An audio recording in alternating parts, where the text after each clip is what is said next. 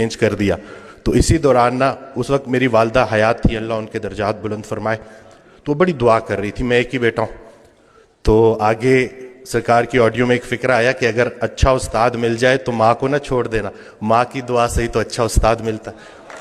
تو یہ آج کل ایک ویڈیو بڑی شیئر ہو رہی ہے کہ کسی نے حضرت واصف علی واصف رحمۃ اللہ علیہ سے پوچھا کہ اللہ کا جلوہ کیا ہوتا ہے, تو ارشاد فرمایا ماں کے لیے بیٹے کا چہرہ اللہ کا جلوہ ہوتا ہے.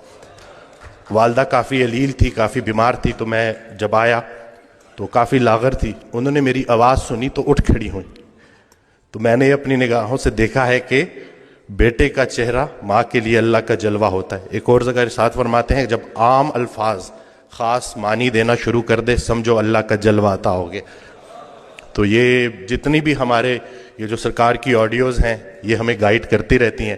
روزمرہ کی زندگی ہو, پروفیشنل لائف سے جڑی کوئی بات ہو. میں ڈاکٹر ہوں تو میرے لیے ان کا ایک جو فکرہ تھا, یہ میں پہلے بھی کوٹ کر چکا ہوں کہ وہ عبادت کرنے والا ڈاکٹر جو اپنے مریض کے لیے مخلص نہیں, اس کی عبادت اسے کوئی نفع نہیں پہنچائے گی. تو یہ ایسے ہی ہے کہ جی بادشاہ سے رعایا کا پوچھا جائے گا اور ڈاکٹر سے مریض کا پوچھا جائے گا. ڈاکٹر صاحب نے بڑی پیاری گفتگو کی.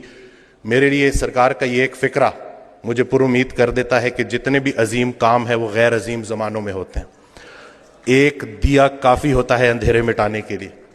ہوں چراغ داغ بنا ہوا, سر شام جلتا ہوں شوق سے, میرے پاس آئیں گے وہ کبھی جنہیں ایک سحر کی تلاش ہے.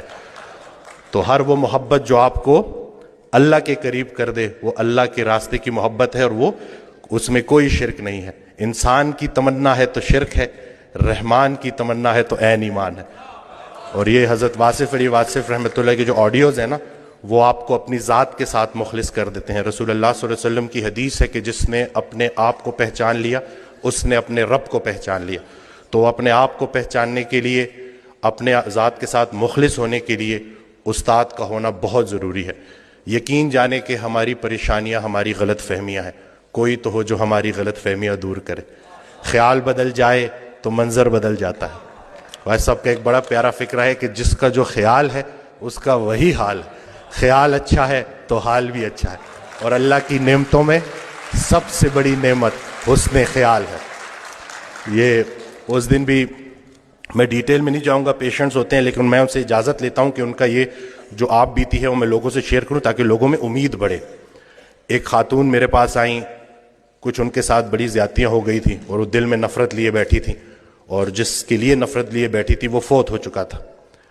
تو جب میرے پاس آئیں انہوں نے گلے شکوے کیے, تو میں نے کہا کہ حضرت واصف علی واصف رحمۃ اللہ علیہ ارشاد فرماتے ہیں کہ اگر اللہ قیامت کے دن تم